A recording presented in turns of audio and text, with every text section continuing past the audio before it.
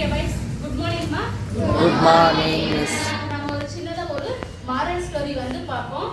அதாவது கல்வியோட அவசியத்தை பத்தி பார்ப்போம். சரியா? மோஸ்ட்லி வந்து எல்லாரும் நம்ம கிட்ட வந்துட்டு சாதாரணமாகவே நிறைய பொருட்கள் எல்லாம் இருக்கும். அந்த பொருட்களை வந்துட்டு எல்லாருமே ஈஸியாக நம்ம கிட்ட இருந்து என்ன பண்ணிடலாம், திருடிட்டு போயிடலாம். ஆனால் நம்ம படிக்கக்கூடிய படிப்பை வந்துட்டு யாராலையும் திருட முடியாது.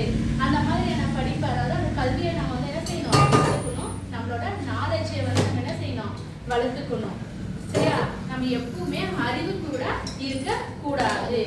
இந்த மாதிரி இதை பொறுத்து நம்ம என்ன செய்யணும்னா ஒரு சின்னதா ஸ்டோரி ஒன்று சொல்ல போறோம். சரியா? ஒரு கொஞ்ச காலத்துக்கு முன்னாடி ஒரு பையன் வந்து ரயில்வே ஸ்டேஷன்ல சோகமா உட்காந்துட்டு இருக்கான்.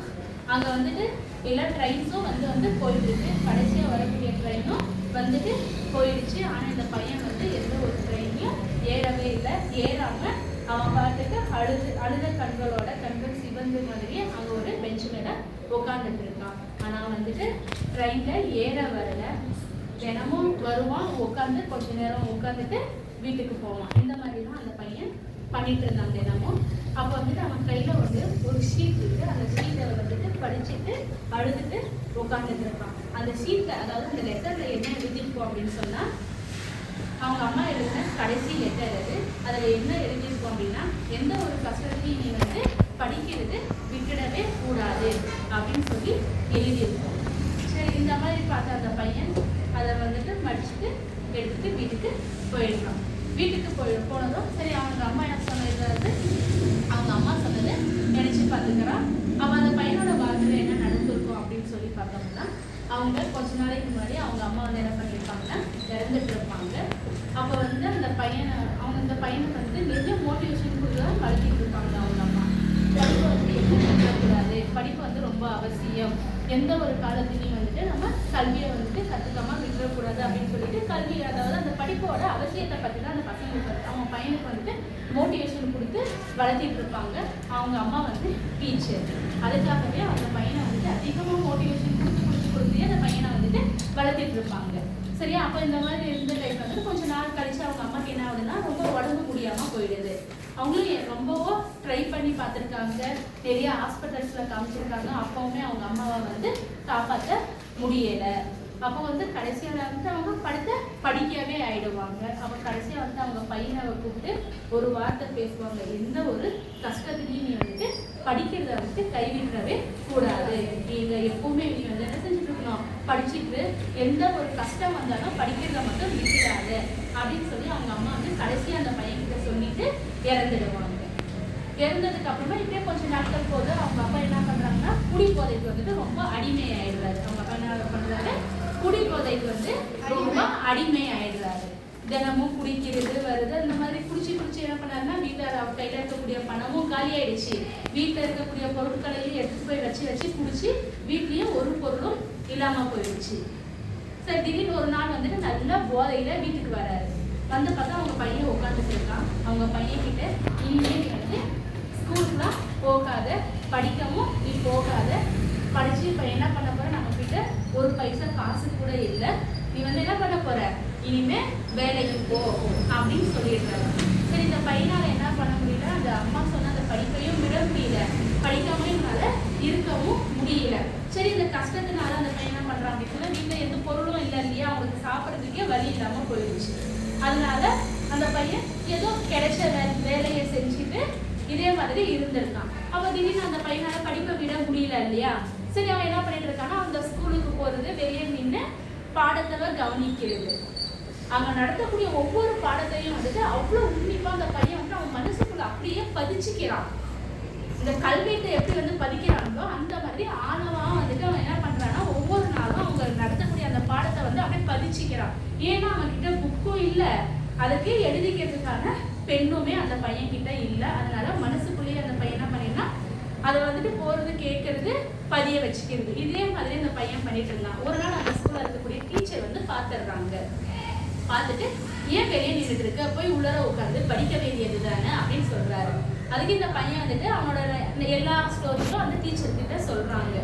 சொன்னதுக்கு அப்புறமா அவரு, சரிப்பா நீ வருத்தப்படாத அப்படின்னு சொல்லிட்டு அவர்கிட்ட இருந்த பழைய புக்ஸ் எல்லாம் அந்த பையனுக்கிட்ட கொடுத்துட்டு, நீ வந்துட்டு வீட்டிலே இருந்துக்கோ, இருந்துட்டு நல்லா படிச்சுட்டு எக்ஸாம் மட்டும் வந்து எழுது அப்படின்னு சொல்லிட்டு அந்த டீச்சர் வந்துட்டு அந்த பையனுக்கு அட்வைஸ் பண்ணி அமுச்சு விடுறாங்க. சரி, இதே மாதிரி கொஞ்ச நாள் கழிச்சு வந்துட்டு அந்த ஊர்ல வந்து வில்லேஜ் இல்லையா, அந்த வில்லேஜில் வந்து ஒரு எக்ஸிபிஷன் நடத்துறாங்க, சயின்ஸ் எக்ஸிபிஷன், அதாவது எக்ஸ்போ. சரியா, நடத்துறாங்க. இதோட நோக்கம் என்ன அப்படின்னு சொன்னா, யார் இதுல வந்துட்டு ஜெயிக்கிறாங்களோ, வெற்றி பெறுறாங்களோ அவங்களுக்கு வந்துட்டு ஸ்காலர்ஷிப்பும் ப்ளஸ் வந்து அதுக்கப்புறம் ஒரு நல்ல ஸ்கூல்ல, அதாவது அந்த ஊர்ல நல்ல பெரிய ஸ்கூல்ல வந்துட்டு ஒரு சீட்டும் வாங்கி கொடுக்குறோம். இதுதான் அதோட நோக்கமா வச்சிருக்காங்க. சரி, வந்து அதை அனௌன்ஸ் பண்ண உடனே அந்த பையன் வந்து என்ன பண்றான்னா, சரி இதுல வந்து நாமளும் கலந்துக்கணும், ஆனா அந்த எக்ஸிபிஷனுக்காக வந்துட்டு ப்ராஜெக்ட் பண்றதுக்கு நம்ம கிட்ட எந்த மெட்டீரியலுமே இல்லையே, நம்ம என்ன பண்றது அப்படின்னு சொல்லி யோசிச்சுட்டு இருக்கான். அப்போ அவங்க ஊர் பக்கத்துல ஒரு சின்ன கடை, அந்த கடையில வந்துட்டு இந்த எலக்ட்ரிஷியன் பொருள் எல்லாம் விற்கக்கூடிய கடை. அப்போ அந்த கடையில வந்துட்டு தேவையில்லாத அந்த வேஸ்ட் ஒயரிங் எல்லாமே வேஸ்ட்னு சொல்லிட்டு எடுத்து போட்டுட்டு இருப்பாங்க இல்லையா, அவங்க கிட்ட போய் அது கேட்டு வாங்கிட்டு வரான். வாங்கிட்டு வந்து அந்த பையன் வந்துட்டு ஒரு ப்ராஜெக்ட் பண்றான். அதுக்கான நாளும் வந்துடுச்சு, அந்த எக்ஸிபிஷனுக்கான நாள் வந்துச்சு. அந்த பையன் என்ன பண்றான் அப்படின்னு சொன்னா, சரி நம்ம வந்துட்டு என்ன பண்ணலாம், இந்த இது பண்றான் அப்படின்னு சொல்லிட்டு அழகா வந்துட்டு அந்த எக்ஸிபிஷனுக்கு வந்துட்டு ஒரு ப்ராஜெக்ட் பண்ணிட்டான். அவன் வந்து என்ன பண்ணிருப்பான் அப்படின்னு சொன்னா, காத்து மூலியமா வந்து தண்ணி, அதாவது நிலத்தடி நீர், நிலத்தடினா கிரவுண்ட் வாட்டர் வந்துட்டு எப்படி எடுக்கிறது, காத்தடிக்கிற டைம்ல வந்துட்டு அந்த தண்ணி எடுக்கிற மாதிரியான ஒரு ப்ராஜெக்ட் வந்து இந்த பையன் பண்ணியிருக்கான். சரி, இதை எடுத்துட்டு அவன் நம்ம வந்துட்டு எக்ஸிபிஷனுக்கு போகலாம் அப்படின்னு சொல்லிட்டு அந்த பையன் வந்து என்ன பண்ணனா, அவன்கிட்ட இருக்கிற துணியை வந்துட்டு தேடி ஒரு நல்ல பலன்னு இருக்கக்கூடிய ஒரு துணியை எடுத்து போட்டுக்கிட்டு இவனோட ப்ராஜெக்ட் எடுத்துட்டு அந்த எக்ஸிபிஷன் நடக்கிற இடத்துக்கு இந்த பையன் போறான். போயிட்டு அங்க வந்து என்ன பண்றாங்க அப்படின்னு சொன்னா, எல்லாருமே வந்துட்டு நிறைய பேர் வந்திருக்காங்க, நிறைய பணக்கார பசங்க, நிறைய ஸ்கூல்ல இருந்து பெரிய ஸ்கூல்ல இருக்கக்கூடிய பசங்க எல்லாருமே வந்திருக்காங்க. எல்லாரோட ப்ராஜெக்டும் அவ்வளோ அழகா இருக்கான். சரி, இந்த பையனை அவனோட ப்ராஜெக்ட் எடுத்துட்டு போறாங்க. அங்க இருக்கக்கூடிய அந்த தொகுப்பாளர் பார்த்துட்டு அந்த பையனுக்கு வந்துட்டு ஒரு இடத்த வந்து ஒதுக்கி கொடுக்குறாங்க. சரி, அந்த பையன் போய் அவனோட ப்ராஜெக்ட் அந்த இடத்துல வச்சுட்டு நின்றுட்டு இருக்கான். ஒவ்வொருத்தரும் வந்துட்டு அவங்களோட ப்ராஜெக்டை பத்தி வந்து என்ன பண்றாங்கன்னா எக்ஸ்பிளைன் பண்றாங்க. பண்றது ஒவ்வொன்றும் அவ்வளோ நல்லா இருந்துச்சா. சரி, வந்துட்டு அங்க இருக்கக்கூடியவங்க எல்லாரும் அந்த ஒவ்வொருத்தரோடதும் பார்த்துட்டு இருக்காங்க. சரி, இந்த பையனோடதும் வந்துச்சு. இந்த பையனையும் கூப்பிட்டு சரி எக்ஸ்பிளைன் பண்ண சொல்றாங்க. அந்த பையனும் போயிட்டு அந்த மேடையில நீங்க என்ன பண்ணிட்டு இருக்கான், அவனோடதை பத்தி வந்து எக்ஸ்பிளைன் பண்ணிட்டு இருக்கான். என்னன்னா, அவங்க வில்லேஜ்ல வந்து என்ன அப்படின்னு சொன்னா தண்ணி பற்றாக்குறைவு அதிகமா இருக்கும். மோஸ்ட்லி வந்துட்டு இதே மாதிரி கரண்ட் வந்துட்டு இல்லாம இருக்கிறதுனால அவங்க வந்துட்டு தண்ணி எடுக்கிறதுக்கு ரொம்ப சிரமப்படுறாங்க. அப்படிங்கிறதுனால அவங்க அந்த என்ன பண்றாங்க அப்படின்னு சொன்னா, அதோட நன்மையை பத்தி, அதாவது இந்த இதுல வந்துட்டு எப்படி வந்து இந்த கிரவுண்ட் வாட்டர் எடுக்கலாம் அப்படிங்கிறத பத்தி தான் அவங்க கிட்ட வந்துட்டு சொல்லிட்டு இருக்காங்க. சரி, இந்த பையன் எக்ஸ்பிளைன் பண்றதை பார்த்துட்டு அங்க இருக்கக்கூடிய சர்ச்சில் யார் அப்படின்னா சயின்டிஸ்டுங்க தான் வந்திருக்காங்க. சரியா, அப்போ இந்த பையன் சொல்றதை பார்த்து எல்லாருமே அப்படியே எந்திரிச்சு நின்று கை தட்டுறாங்க. அவ்வளோ அழகா எக்ஸ்பிளைன் பண்ணனா அந்த பையன். சரி, பார்த்துட்டு அந்த பையனை வந்துட்டு ஈவினிங் ஆயிடுச்சு, எல்லாருமே எக்ஸ்பிளைன் பண்ணி முடிச்சுட்டாங்க.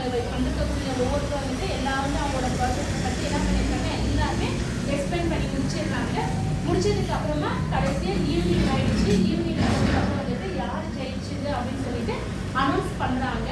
பண்ணும்போது வந்துட்டு இந்த பையனோடது தான் அப்படின்னு சொல்லி அந்த சின்ன பையனோடது தான் என்ன ஆயிருக்கான், அங்க ஜெயிச்சிருக்கு அப்படின்னு சொல்லி சொன்ன உடனே அந்த பையனால தாங்க முடியல. கண்கள் எல்லாமே கண்ட தண்ணீர் வடிய அந்த கூட்டத்தையே பார்த்துட்டு இருக்கான். பார்த்துட்டு இருக்கும்போது அந்த கூட்டத்துல ஒரு இடையில வந்துட்டு அவனோட அப்பாவும் இருந்தாங்க. பார்த்து இவங்களுமே நம்ம பையன் எவ்வளோ அறிவாளியே இருந்திருக்கானே, நம்ம எந்த மாதிரி பண்ணுவாங்க நம்ம பையனை அப்படின்னு சொல்லிட்டு அழுத கண்களோட வந்து கை தட்டி அந்த பையனை வந்து வாழ்த்துறாங்க. சரி, அதுக்கப்புறம் இந்த பையனுக்கு வந்து என்ன ஆகுதுன்னா ஒரு சயின்டிஸ்ட் ஆகணும் அப்படிங்கிறது தான் இந்த பையனோட விருப்பமாகவும் இருந்துச்சு. அதுக்கப்புறமா இந்த பையனுக்கு தேவையான அந்த ஸ்காலர்ஷிப் கொடுத்துட்டு அதே மாதிரி அந்த ஒரு பெரிய ஸ்கூல்ல வந்துட்டு அவனுக்கு என்ன பண்ணியிருக்காங்க, ஒரு சீட்டையும் ரெடி பண்ணி கொடுத்துருக்காங்க. இதே மாதிரி கொஞ்ச நாள் கழிச்சு மறுபடியும் அந்த பையன் அதே மாதிரி ஒரு ரயில்வே ஸ்டேஷன்ல போய் உட்காந்துட்டு இருக்கான். ஒரு பெட்டியோட நல்ல பலன்னு துணி போட்டுட்டு. லாஸ்ட் டைம் அவன் உட்காரும் போது அழுத கண்களோட உட்காந்துட்டு இருந்தான். ஒரு கையில சீட் வச்சிருந்தான். இப்போவுமே சேம் அதே மாதிரி தான் அந்த பையன் உட்காந்துட்டு இருக்கான். ஆனா அழுத கண்களோட இல்லை, சந்தோஷமா உட்காந்துட்டு இருக்கான். அவன் அவ்வளோ ஒரு இதோட சேம் அதே மாதிரி அவன் கையில வந்து ஒரு லெட்டரும் இருக்கு. ஆனா அந்த லெட்டர் வந்து அவங்க அம்மா எழுதுன லெட்டர் கிடையாது. அவனுக்கு எந்த அட்மிஷன் வாங்கி கொடுத்துட்டு அந்த ஸ்கூலோட அட்மிஷன் சீட்டு வந்துட்டு வச்சுட்டு உட்காந்துட்டு இருக்கான். ட்ரெயின் வந்துச்சு. ட்ரெயின்ல ஏறி அந்த பையன் அந்த ஸ்கூலுக்கு போயிட்டு நல்லா படிச்சுட்டு நல்ல ஒரு பெரிய மனுஷனாவும் ஆயிட்டான். சரியா? இதுல இருந்து என்ன புரியுதுமா உங்களுக்கு? விடக்கூடாது.